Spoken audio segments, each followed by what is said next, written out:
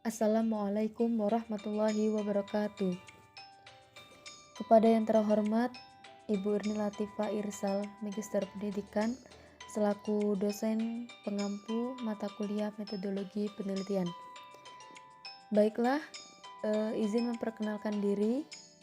Saya Rani Anggraini dengan NIM 2057111. Saya dari program studi Tadris Matematika semester 4.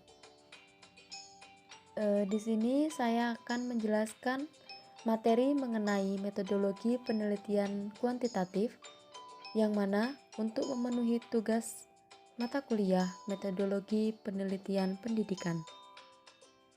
Langsung saja, untuk materi yang pertama yaitu pengertian dari penelitian. Apa sih itu penelitian?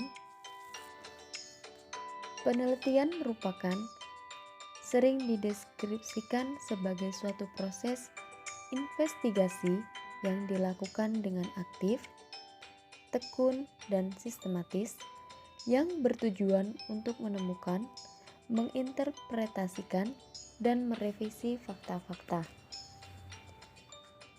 Penelitian juga dikatakan sebagai menemukan pengetahuan, analisis masalah, mengumpulkan, menganalisis fakta, mengumpulkan data, atau informasi untuk mendapatkan data secara sistematis dan juga sebagai metode pemecahan masalah dan terencana.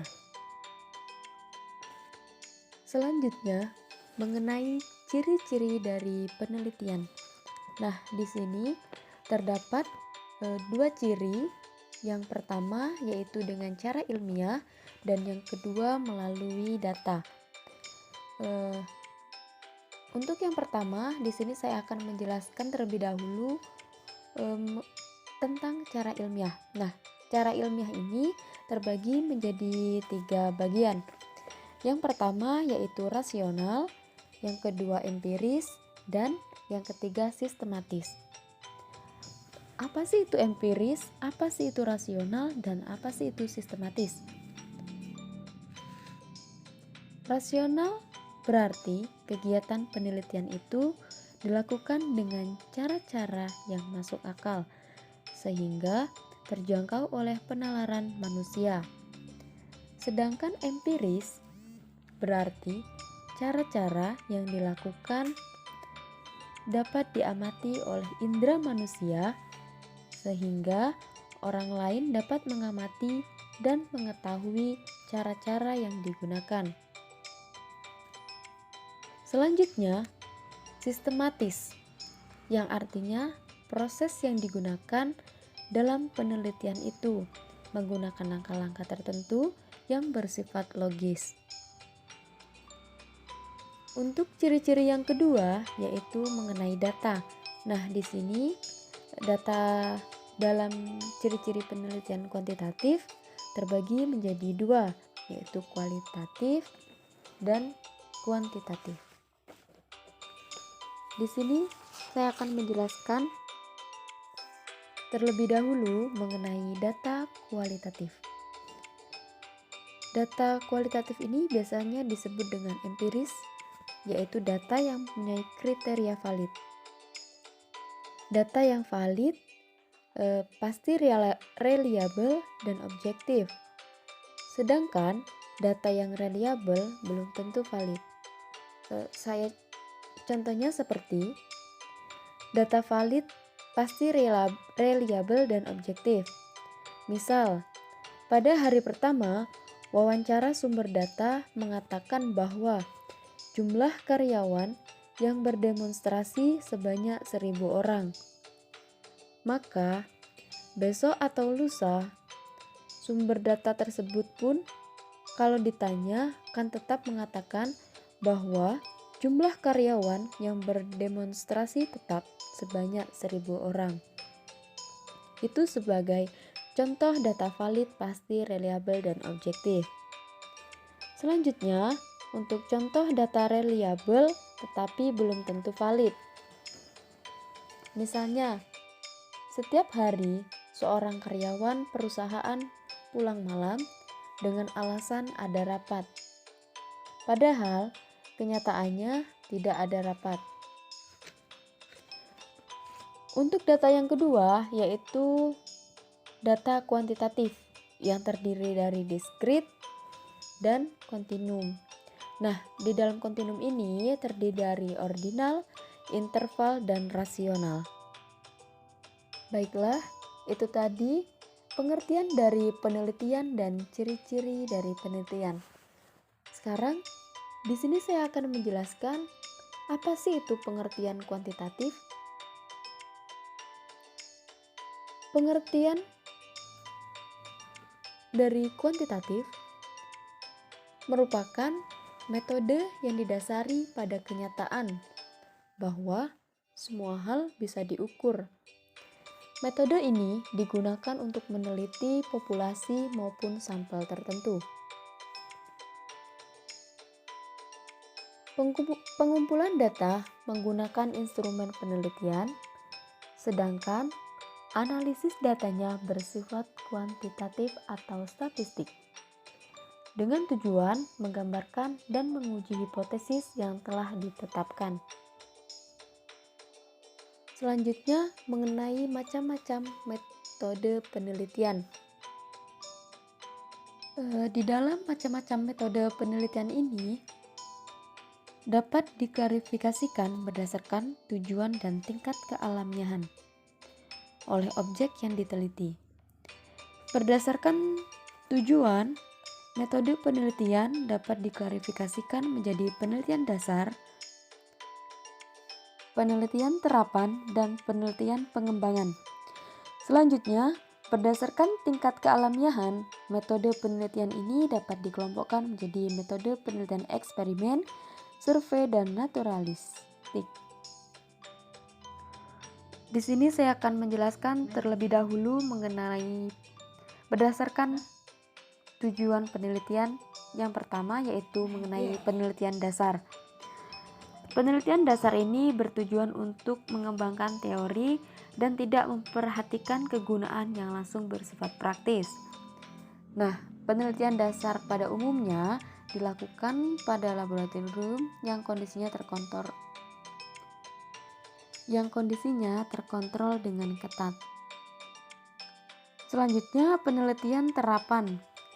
Ini dilakukan dengan tujuan menerapkan, menguji, dan mengevaluasi kemampuan suatu teori yang diterapkan dalam memecahkan masalah-masalah praktis. Jadi, penelitian murni atau dasar berkenaan dengan penemuan dan pengembangan ilmu. Setelah ilmu tersebut digunakan untuk memecahkan masalah, maka penelitian tersebut akan menjadi penelitian terapan. Menurut Jujun S. Suryasumantri 1985 menyatakan bahwa penelitian dasar atau murni ialah penelitian yang bertujuan menemukan pengetahuan baru yang sebelumnya belum pernah diketahui, sedangkan penelitian terapan ialah bertujuan untuk memecahkan masalah-masalah kehidupan praktis. Yang kedua, mengenai penelitian pengembangan R dan D.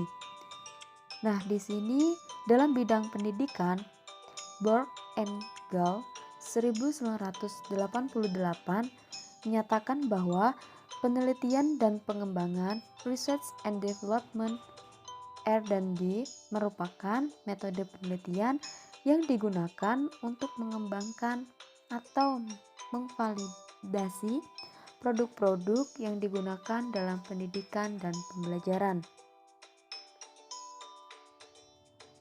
Penelitian dan pengembangan merupakan jembatan antara penelitian dasar dengan penelitian terapan, di mana penelitian dasar ini bertujuan untuk menemukan pengetahuan yang secara praktis dapat diaplikasikan, walaupun ada kalanya penelitian terapan juga untuk mengembangkan produk.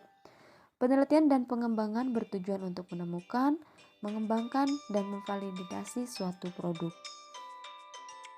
Selanjutnya, berdasarkan tingkat kealamiahan tempat penelitian. Di sini terdapat 3, terbagi menjadi 3, yang mana penelitian eksperimen, penelitian survei, dan penelitian naturalistik.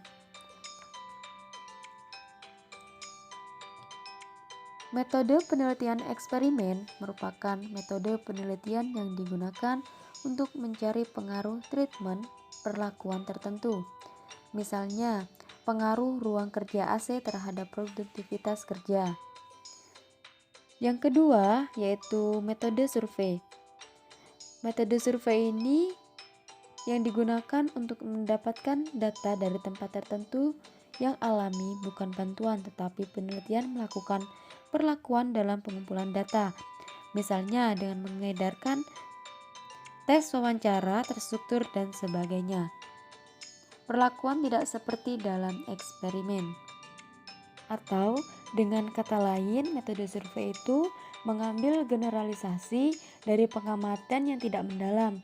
Metode survei tidak memerlukan kelompok kontrol, namun sampel representatif dapat memberikan data yang akurat. Sedangkan yang metode eksperimen tadi, metode penelitian yang digunakannya itu untuk mencari pengaruh treatment tertentu mengenai perlakuan dalam kondisi terkontrol atau laboratorium. Dan yang terakhir yaitu metode penelitian naturalistik. Digunakan untuk meneliti pada tempat yang alamiah, dan penelitian tidak membuat perlakuan karena peneliti dalam mengumpulkan data bersifat emik, yaitu berdasarkan pandangan dari sumber data, bukan dari pandangan peneliti.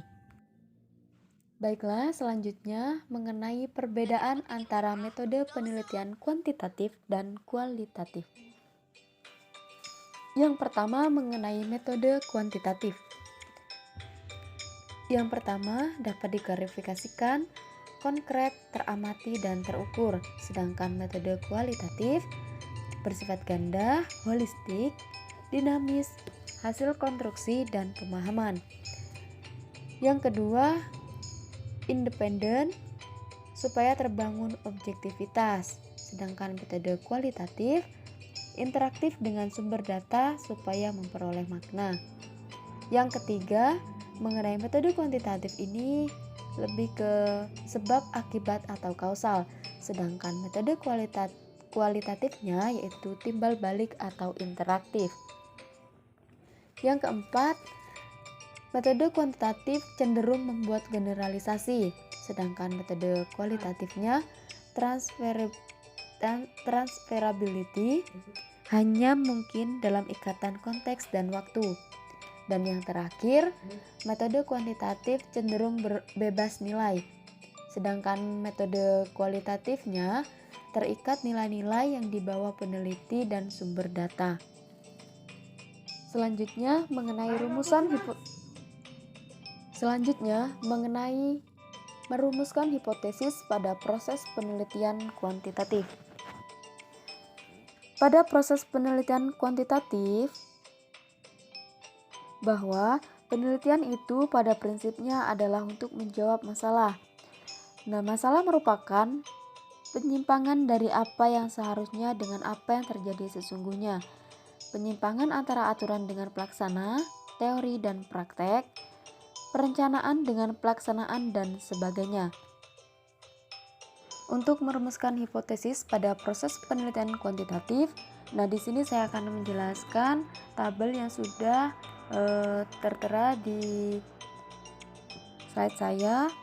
Yang pertama mengenai dalam merumuskan hipotesis, yang pertama kita harus cari sumber masalahnya. Di dalam sumber masalah ini terdiri dari empiris dan teoristis. Nah, setelah itu baru kita merumuskan masalah. Di dalam rumusan masalah ini terbagi menjadi konsep dan teori yang relevan dan penemuan yang relevan. Nah, di dalam dua konsep teori yang relevan dan penemuan yang relevan ini maka dapat diajukan dengan pengajuan hipotesis atau dengan penemuan. Nah, dalam pengajuan hipotesis ini menyatakan ada praduga terhadap hubungan antar variabel. Nah, di dalam praduga terhadap hubungan antar variabel ini terbagi menjadi dua. Yang pertama, menyusun instrumen penelitian, dan yang kedua, metode atau strategi pendekatan penelitian. Untuk menyusun instrumen penelitian ini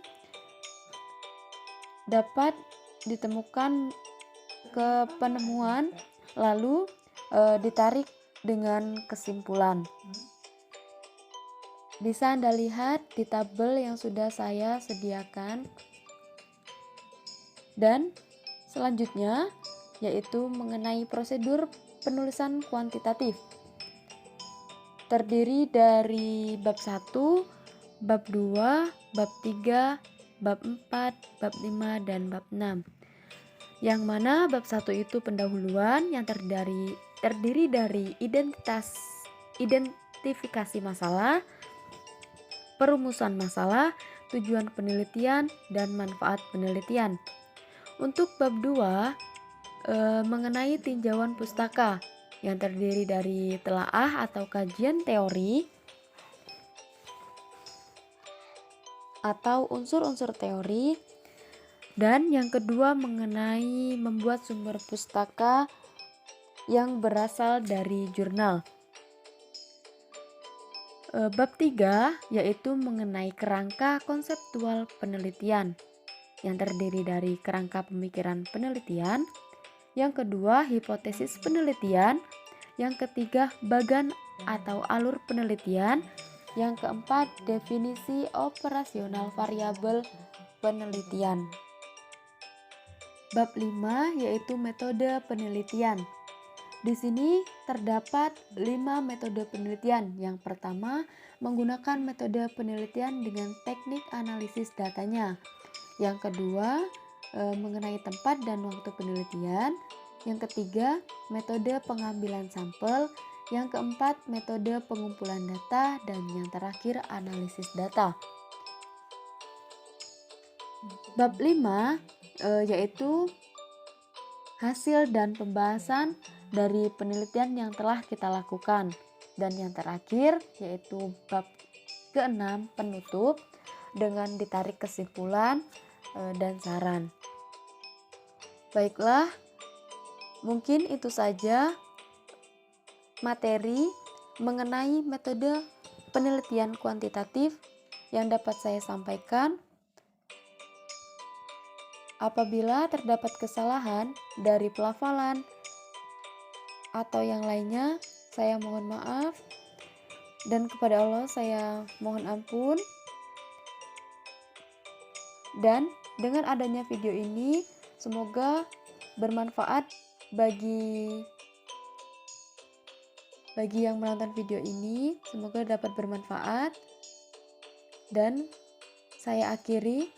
Wassalamualaikum warahmatullahi wabarakatuh.